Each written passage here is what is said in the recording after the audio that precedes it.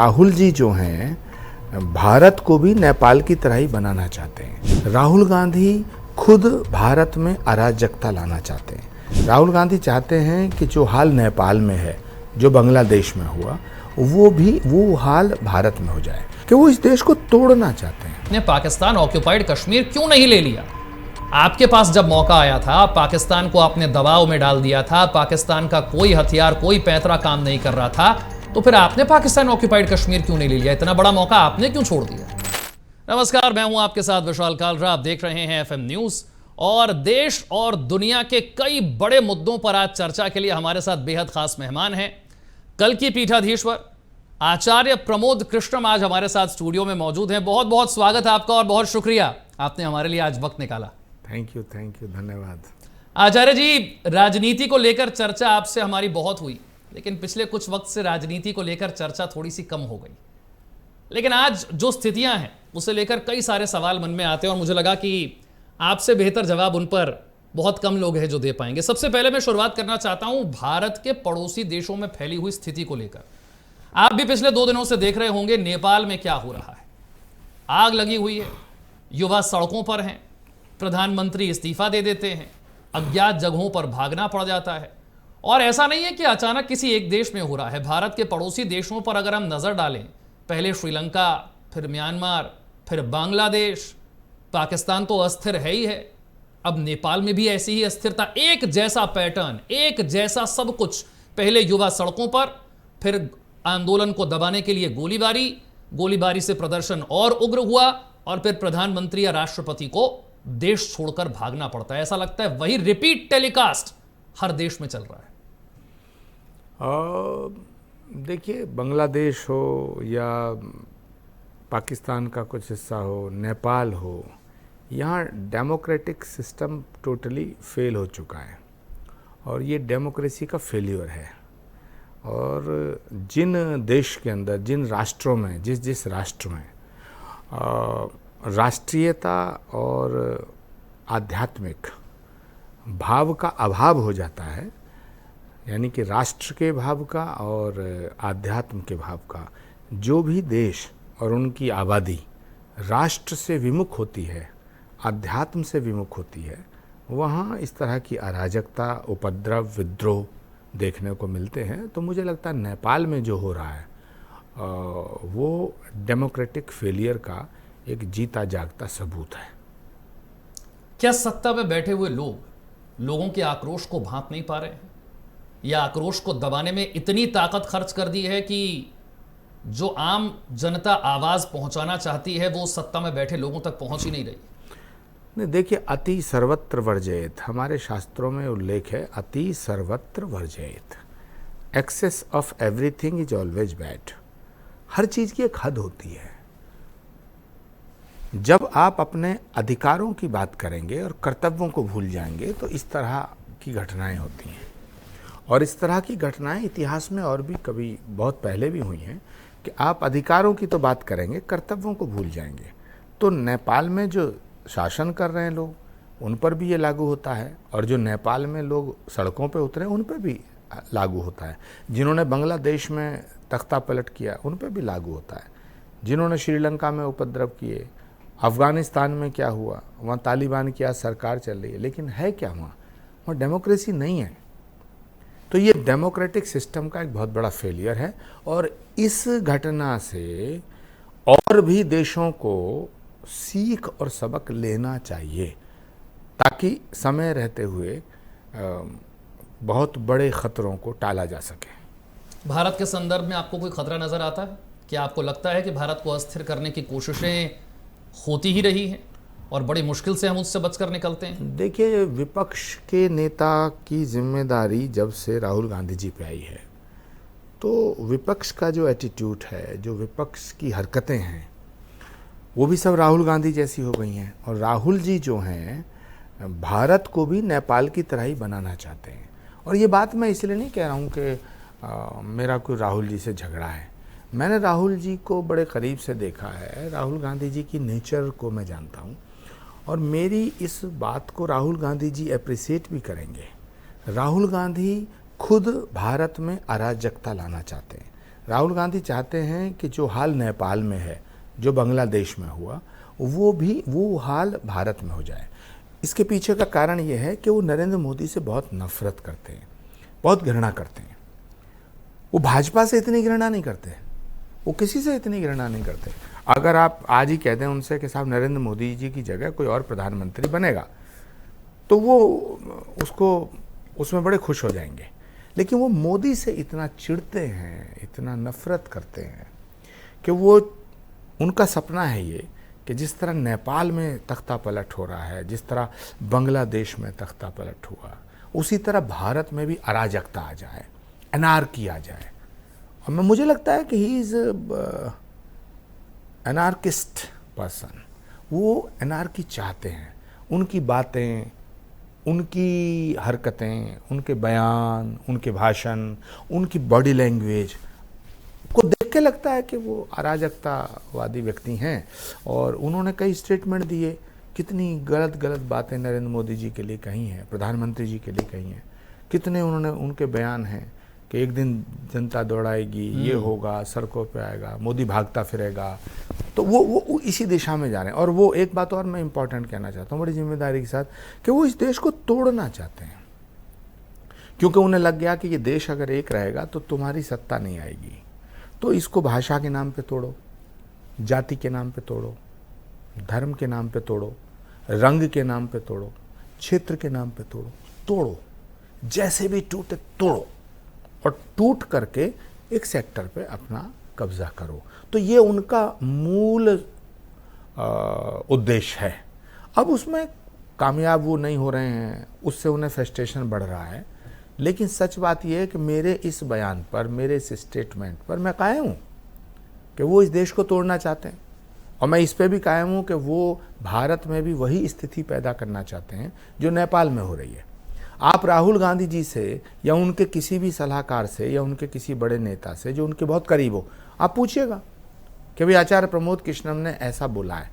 मैं दावे के साथ कहता हूँ राहुल गांधी जी इस बात का खंडन नहीं करेंगे ना, वो बिल्कुल नहीं कहेंगे, क्योंकि वो जानते हैं मैं सही कह रहा हूँ। तो भारत में भी कुछ ऐसी ताकतें हैं जो देश को अराजकता के मोड़ पे लाना चाहती हैं। कभी वो कॉन्स्टिट्यूशन को गलत बताते हैं, कभी वो सुप्रीम कोर्ट को गलत बताते हैं, कभी वो चुनाव आयोग को गलत बताते हैं। अब वो कहते हैं जी वोट चोर जो हैं, वोट चोर, कभी कहते हैं चौकीदार चोर, कभी कहते हैं जी राफेल की चोरी कर ली, कभी कहते हैं वोट की चोरी कर ली। अरे भाई ये जो कल उपराष्ट्रपति का जो चुनाव हुआ है, इसमें तो ईवीएम भी नहीं था, इसमें तो कुछ भी नहीं था। तो इसको भी, तुम्हारी जो हार हुई है इसको भी कह दो वोट चोरी हो गया। तो कोई लॉजिक नहीं है उनकी बातों में, सिर्फ जनता को भड़काना और जनता को भड़का करके उग्रता पैदा करना। तो मुझे लगता है कि भारत सरकार को इस पर संज्ञान लेना चाहिए और इस राहुल गांधी जी के बयानों को गंभीरता से लेते हुए कोई बड़े फैसले लेने की ज़रूरत है। मैं वोट चोरी वाले मुद्दे पर आऊं, उससे पहले आपने कहा कि देश को तोड़ने की कोशिश जाति के नाम पर, धर्म के नाम पर, रंग के नाम पर, भाषा के नाम पर जाति जनगणना को लेकर तो बड़ा विवाद हुआ। आखिर में हमने देखा कि सरकार तो मान गई, सरकार तो खुद ही जाति जनगणना करना चाहती है। नहीं, वही बीजेपी जो कह रही थी कि जाति के नाम पर देश को तोड़ा जाएगा, बांटा जाएगा, जातियों की गिनती करके क्या हासिल होगा।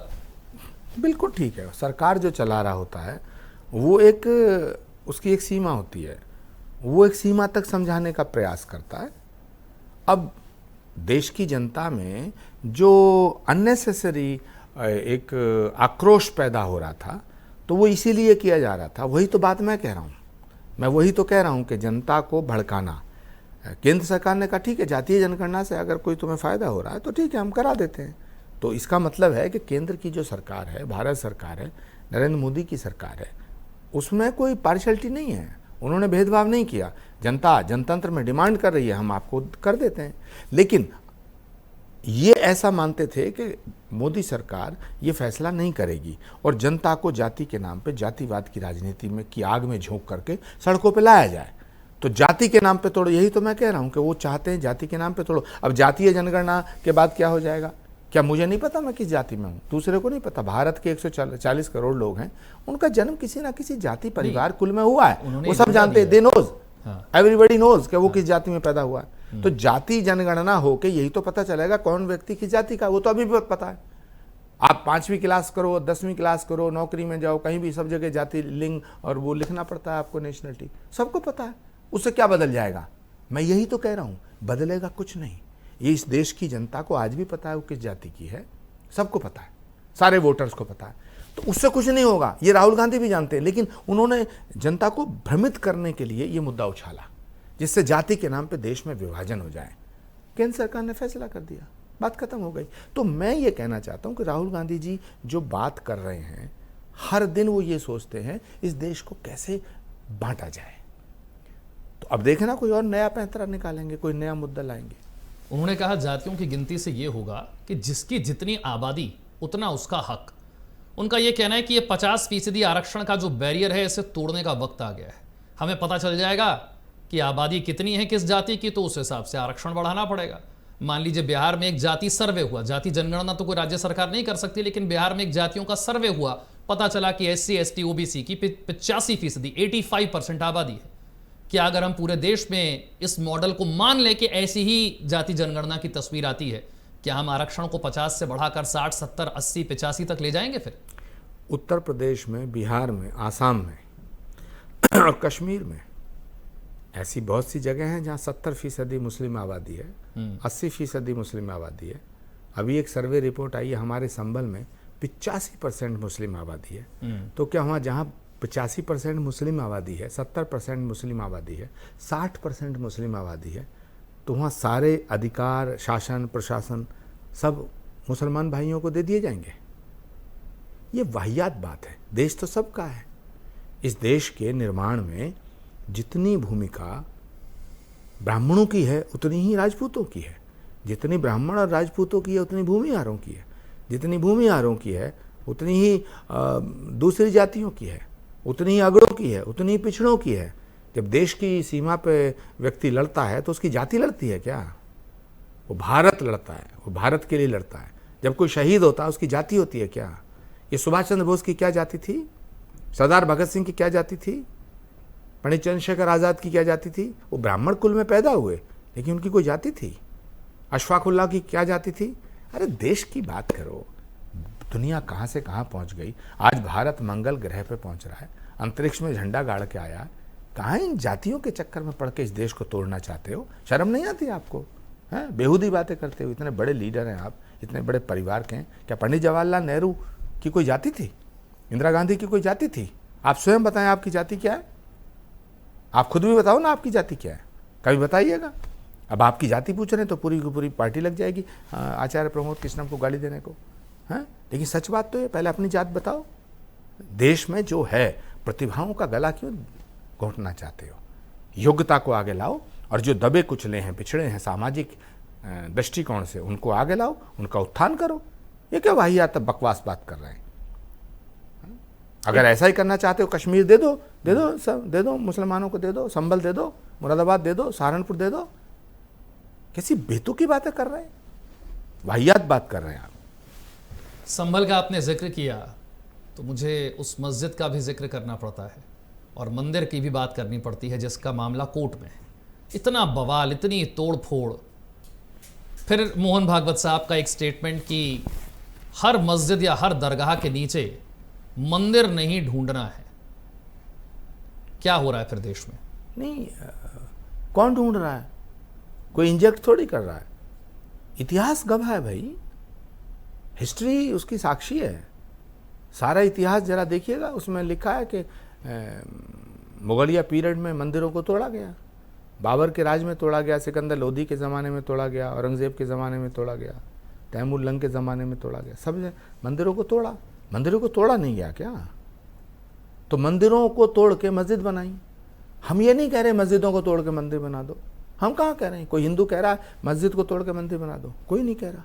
लेकिन ये तो एक्सेप्ट करो कि हाँ, ये मंदिरों को तोड़ के बनाई गई, मंदिर तोड़े गए, इसमें क्या प्रॉब्लम है? क्या इतिहास को मिटा देंगे आप?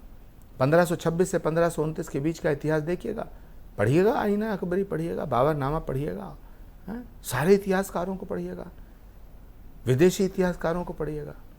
मंदिरों को तोड़ा गया, मंदिरों को तोड़ा गया तो मंदिर दफन है, मंदिर जमीन के नीचे हैं और वो निकल रहे हैं, वो खोदोगे तो निकलेंगे, तो इसमें कौन सी बुरी बात है? जहाँ तक मोहन जी भागवत जी का स्टेटमेंट है वो ठीक है, स्वागत योग्य है। राष्ट्रीय एकता के लिए बहुत अच्छा है, लेकिन हिस्ट्री को थोड़ा ही बदला जा सकता है। लेकिन इस हिस्ट्री तो नहीं वजह से बदली जो जाएगी। पुलिस प्रशासन के लिए चुनौतियां खड़ी होंगी जगह जगह, जब हर मस्जिद और दरगाह पर क्लेम किया जाएगा, उसके बाद हर बार क्या इसी तरह की हिंसा, मारपीट, तोड़फोड़, शहर में कर्फ्यू? आप क्या कहना चाहते हैं? सच्चाई से मुंह मोड़ लें, इतिहास में जो है उसको माने ना, हैं? मैं तो देश के तमाम मुसलमान भाइयों से, बहन भाइयों से अपील करना चाहता हूँ कि जो बाबर ने किया, औरंगजेब ने किया, जो सिकंदर लोधी ने किया, तैमूर लंग ने किया, चंगेज़ खान ने किया, उनसे अपने आप को ना जोड़ें। आप भारतीय हैं, आपके पूर्वज भारतीय थे, सनातनी हैं, आप सनातनी हैं, तो मंदिरों को तोड़ा गया है। उस वक्त जब मंदिर टूटे थे तो मंदिर आपके भी थे, और ये तो भारत की संस्कृति है। आज भी मंदिर आपके हैं। मैं ये मानता हूँ कि मंदिरों पे जितना हक आचार्य प्रमोद कृष्णम का, उतना ही मुसलमान भाइयों का, क्योंकि हम सब सनातनी हैं। हाँ? मंदिर हमारे लिए, मस्जिद एहतराम का विषय है। हम इज्जत करते हैं, इस्लाम की इज्जत करते हैं, सभी धर्मों की इज्जत करते हैं। एक सवाल उपराष्ट्रपति के चुनाव को लेकर आया कि उपराष्ट्रपति का चुनाव साधारण परिस्थितियों में नहीं हुआ, यह इमरजेंसी की स्थिति थी, क्योंकि उपराष्ट्रपति जगदीप धनखड़ ने मॉनसून सेशन के पहले दिन सारे कामकाज किए। अचानक से उनकी तबीयत कैसे खराब हो गई? क्या उनके खिलाफ साजिश की गई? क्या उन पर दबाव डाला गया? क्या उनका अपमान किया गया? विपक्ष ने कहा संवैधानिक पदों पर बैठे हुए लोगों को अपमानित करना यह बीजेपी की आदत बन गई है। अब जब उपराष्ट्रपति के चुनाव संपन्न हो गए हैं तो अब आप देखिएगा कि जगदीप धनखड़ आएंगे, सामने आएंगे कैमरे के और बहुत कुछ बोलेंगे, जैसे सत्यपाल मलिक ने बहुत कुछ कहा। आपको लगता है ऐसा? जब जगदीप धनखड़ जी जब उपराष्ट्रपति के पद पर थे, राज्यसभा के अंदर पश्चिम बंगाल के गवर्नर के रूप में, सबसे ज़्यादा गालियां यही विपक्ष देता था। राहुल गांधी जी देते थे जगदीप धनखड़ जी को। उन्हें क्या क्या नहीं कहते थे, ममता बनर्जी क्या क्या नहीं कहती थी, पूरा देश जानता है। आज जगदीप धनखड़ जी अगर अस्वस्थ हैं तो उनके ऊपर सवाल खड़ा करना चाहते हैं। अगर जगदीप धनखड़ जी को कोई पीड़ा है तो स्वयं आके जिस दिन बोलेंगे उस दिन उनके बयान पे बात करेंगे। लेकिन आज अपने आप से एक नया भ्रम पैदा कर दो देश में। अरे उन्होंने चिट्ठी लिखी कि मैं अस्वस्थ हूँ, मेरा स्वास्थ्य के जो कारण हैं, तो ये जगदीप धनखड़ जी को बताना चाहिए ना, वो बताएंगे। अगर वो बताएंगे, अगर वो कहेंगे कि मुझे इंसल्ट किया गया, मेरी इंसल्ट की गई, तब ये फैसला किसका है? ये मेरा है ना विपक्ष का है। विपक्ष को तो नरेंद्र मोदी जी को कोसने का मौका चाहिए। अगर किसी की भैंस चोरी हो जाए तो ये कहते हैं मोदी ने चुरा ली। क्या करोगे आप? जब ये चुनाव जीतते हैं तो चुनाव आयोग ठीक है, जब ये चुनाव हार जाते हैं तो चुनाव आयोग चोर है। इन किस किस के सवालों का कैसे कैसे सवाल करते हैं लोग, पूरा का पूरा विपक्ष। और देख लेना, कांग्रेस को बर्बाद करने में राहुल जी को 15 साल लगे, इस पूरे विपक्ष को बर्बाद करने में उन्हें कितना वक्त लगेगा या सामने आ जाएगा। तो पूरे विपक्ष में इतने बड़े बड़े नेता हैं, इन्हें सोचना चाहिए इनकी स्थिति क्या हो गई है, दयनीय स्थिति हो गई है। अखिलेश यादव जी को सोचना चाहिए, तेजस्वी को सोचना चाहिए, ममता बनर्जी को सोचना चाहिए, शरद पवार जी को सोचना चाहिए। आपने चुनाव आयोग की बात की तो मुझे याद आया कि पिछले कुछ वक्त में बार बार इस तरह की आशंका जाहिर की गई है कि चुनाव की प्रक्रिया में कुछ तो गड़बड़ है। कहां से ढूंढा जाए उस गड़बड़ को, वो अब तक समझ नहीं आया। पहले ईवीएम को लेकर के सवाल उठा गया, कहा गया कि ईवीएम हैक हो सकती है, फिर ये कहा गया नहीं ईवीएम की प्रोग्रामिंग में गड़बड़ है, फिर कहा गया नहीं बैटरी में गड़बड़ है, 99% चार्ज बैटरी कैसे हो सकती है जब पूरा दिन वोटिंग हुई हो। फिर लोकसभा चुनाव 2024 से पहले मामला सुप्रीम कोर्ट पहुंचा, बड़े बड़े वकील लगाए गए, सारी दलीलें दे दी गई, लेकिन सुप्रीम कोर्ट के सामने साबित नहीं कर पाए कि ईवीएम में गड़बड़ क्या है। अब वोट चोरी की बात है, सवाल यह है कि वोट चोरी को लेकर सुप्रीम कोर्ट जा ही नहीं रहे। देखिए क्यों नहीं जा रहे? विशाल जी, आप कह रहे हैं चुनाव आयोग गलत है, आप कह रहे हैं ये मशीन गलत है, आप कह रहे हो वोट की चोरी हो रही है, आप चुनाव आयोग को कटघरे में खड़ा कर रहे हैं। ठीक है साहब, बहुत अच्छी बात है।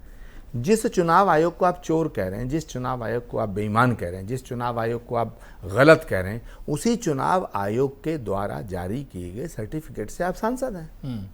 इस्तीफा दो ना, आप इस्तीफा दीजिएगा। जिस चुनाव आयोग को आप गलत कह रहे हैं, जिस चुनाव आयोग को आप चोर कह रहे हैं, आपकी ये हिमाचल की सरकार उसी चुनाव आयोग के द्वारा जारी किए गए सर्टिफिकेट चल रही है। कहिए सुखविंदर सिंह सुख को इस्तीफा दें, कहिए रेवंत रेड्डी की तेलंगाना सरकार इस्तीफा दे, कर्नाटक सरकार इस्तीफा दे। अरे भाई, आप जब आप देश की जनता ने आपको नकार दिया, और वो इसलिए नहीं नकारा, उन्होंने बड़ा प्यार दिया आपको। आपकी हरकतें ऐसी हैं, आप भाजपा के खिलाफ रहिए, हमें कोई दिक्कत नहीं। भाजपा की बुराई करिए, हमें कोई दिक्कत नहीं। भाजपा की नीतियों को क्रिटिसाइज करिए, ये लोकतंत्र में लोकतांत्रिक अधिकार है आपका। लेकिन भाजपा के विरोध में रहिए, भारत के विरोध में मत रहिए। भाजपा का विरोध करते करते आप भारत का विरोध कर रहे हैं। जब आप भारत का विरोध कर रहे हैं तो भारत की जनता आपको स्वीकार नहीं करेगी, नहीं करेगी। ये मुद्दा है? आप भारत में अराजकता लाना चाहते हैं, कौन भारतीय स्वीकार करेगा? आप भारत को तोड़ना चाहते हैं, कौन भारतीय स्वीकार करेगा? आपकी हरकतों से सब वाकिफ हैं, इसीलिए आप हर जगह फेल हो रहे हैं, इसीलिए आप भारत की जनता आपको एक्सेप्ट नहीं कर रही है। अपने आप को सुधारने की कोशिश कीजिए, कुछ आत्ममंथन कीजिए, आत्मचिंतन कीजिए, आत्म अवलोकन कीजिए। एक नैरेटिव सेट करने की बात होती है, और मुझे लगता है कई बार नैरेटिव सच्चा हो या झूठा, एक बार वो नैरेटिव सेट हो जाए और लोगों के दिमाग में बैठ जाए तो वो काम करता है। जैसे कि लोकसभा चुनाव 2024 में एक नैरेटिव सेट हुआ कि अगर बीजेपी को 400 आई तो संविधान बदल जाएगा। गलती ये हुई कि बीजेपी के भी कुछ नेताओं ने ये बात कही कि 400 सीटें आएंगी तो हम संविधान बदल देंगे। वो नैरेटिव सेट हो गया, विपक्ष ने उस नैरेटिव पर काम किया और परिणाम आपके सामने 240 पर रुकना पड़ा बीजेपी को। आपको लगता है वैसे वोट चोरी का अगर नैरेटिव सेट हो गया तो नुकसान तो उठाना पड़ेगा? कोई नैरेटिव सेट नहीं होगा। हिंदुस्तान की जनता बेवकूफ़ नहीं है, हिंदुस्तान की जनता बहुत समझदार है। हिंदुस्तान की जनता, भारत की जनता को मालूम है कि ये देश और इस देश की सीमाएं नरेंद्र मोदी जी के हाथों में सुरक्षित हैं।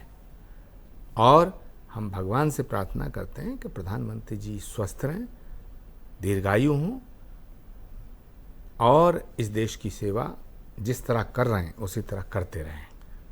आपने प्रधानमंत्री के स्वस्थ और दीर्घायु होने की बात की तो मुझे याद आया कि 17 सितंबर को वो अपना जन्मदिन मनाएंगे और इस बार वो 75 वर्ष के पूरे होंगे। और अब उम्र को लेकर बड़ी एक चर्चा सी शुरू हो गई है। विपक्ष पूछ रहा है कि ये तो आपका ही एक अनकहा सा नियम था कि 75 वर्ष की आयु के बाद अब आपको मार्गदर्शन मंडल में जाना पड़ेगा, अब आपको मार्गदर्शक की भूमिका निभानी है। अच्छा जी, खड़गे जी 80 साल के हैं और कांग्रेस पार्टी के अध्यक्ष हैं। खड़गे जी 80 साल के कांग्रेस के अध्यक्ष बन सकते हैं। भारत के प्रधानमंत्री जो सीढ़ियाँ भी दौड़ के चढ़ते हैं, 18 घंटे काम करते हैं। 45 साल का, 50 साल का, 35 साल का व्यक्ति, नौजवान व्यक्ति अगर जो काम करता है, प्रधानमंत्री जी उससे भी ज़्यादा स्फूर्तिवान नजर आते हैं। 18 घंटे देश को दे रहे हैं। वो इस देश की जनता के लिए पल पल अपना कुर्बान कर दिया। और ये 55 साल के युवा हैं वो 75 साल में रिटायर हो जाए हैं। भाई, बिल्ली के भाग से छींका नहीं टूटता, ये कहावत ज़रूर है। सोचते रहिए, सोचते रहिए। अभी देश की जनता चाहती है कि ये देश नरेंद्र मोदी जी के हाथों में रहना चाहिए। कुछ बीमारियां हैं जो 11 साल में नरेंद्र मोदी जी ने ठीक कर दी हैं। अभी कुछ बीमारियां और बची हैं। उन बीमारियों का इलाज सिर्फ नरेंद्र मोदी है, सिर्फ नरेंद्र मोदी। जैसे कि कौन सी बीमारियां? बात को लंबी करने से क्या फ़ायदा। कुछ बीमारियां बची हैं, इनका इलाज भी नरेंद्र मोदी जी के द्वारा ही होगा और होना चाहिए। देश की जनता अभी चाहती है कि मोदी देश के प्रधानमंत्री बने रहें। ठीक है, मैं अगले प्रश्न पर आता हूं। और अगला प्रश्न ये है कि बहुत कुछ दुनिया में ऐसा हो रहा है जिसका असर भारत पर पड़ता है, लेकिन उससे पहले हमारे देश का पहलगाम में जो कुछ हुआ हमारे देश में, उसे लेकर बहुत पीड़ा, बहुत दर्द लोगों के मन में है। और फिर ऑपरेशन सिंदूर हुआ। पहलगाम में जो कुछ हुआ उसे तो ऐसा लगा जैसे भुला ही दिया गया, केवल ऑपरेशन सिंदूर पर सारा फोकस हो गया। और उसके बाद विपक्ष ने कहा कि आपने घुटने टेके। आप तो हमें कहा करते थे कि आपकी इतने लंबे समय तक सत्ता रही, आपने पाकिस्तान ऑक्युपाइड कश्मीर क्यों नहीं ले लिया? आपके पास जब मौका आया था, पाकिस्तान को आपने दबाव में डाल दिया था, पाकिस्तान का कोई हथियार, कोई पैंतरा काम नहीं कर रहा था, तो फिर आपने पाकिस्तान ऑक्युपाइड कश्मीर क्यों नहीं ले लिया? इतना बड़ा मौका आपने क्यों छोड़ दिया? देखिए, जहाँ तक पाकिस्तान ऑक्युपाइड कश्मीर का सवाल है तो इंतज़ार करिएगा। जिस तरह राम मंदिर का निर्माण हुआ, जिस तरह 370 हटी, जिस तरह 3 तलाक हटा, जिस तरह श्री कल्की धाम का शिलान्यास हुआ, इसी तरह एक दिन पीओके भी आएगा, प्रतीक्षा करिए। हर चीज एकदम नहीं आती है। दिशा ठीक हो तो दशा बदल जाती है। ठीक दिशा में देश जा रहा है, एक दिन विश्व गुरु बनेगा। अब पीओ के ले लेंगे तो कहेंगे पूरा पाकिस्तान क्यों नहीं लिया फिर कहेंगे बांग्लादेश क्यों नहीं लिया। ये सब बेमतलब की बातें हैं। भारत की सरकार भारत को पूरे विश्व में, भारत की जो धमक है वो है। अमेरिका ने कोशिश की भारत को धमकाने की, ब्लैकमेल करने की, प्रधानमंत्री नहीं झुके। सारी दुनिया के सामने प्रधानमंत्री ने दिखा दिया कि ना मैं झुकूंगा, ना मैं बिकूंगा और ना मैं डरूंगा। तो ये भारत का मैसेज पूरी दुनिया में पहुंच चुका है। लेकिन अफसोस कि जो मैसेज पूरी दुनिया में पहुंच चुका है, राहुल गांधी जी उस मैसेज को समझने के लिए तैयार नहीं है। अमेरिका को झुकना पड़ेगा भारत के आगे? मैंने कहा भारत नहीं झुकेगा। नरेंद्र मोदी के हाथों में भारत है तो भारत न झुकेगा न डरेगा। बहुत बहुत शुक्रिया आचार्य प्रबोध कृष्णम जी। इतनी खुलकर, इतने बेबाक तरीके से जो बातचीत आपके साथ होती है, मुझे लगता है दर्शक उसी को सुनना चाहते हैं और इसीलिए आपसे बातचीत का हमेशा इंतजार भी रहता है। बहुत बहुत शुक्रिया, आपने हमारे लिए वक्त निकाला।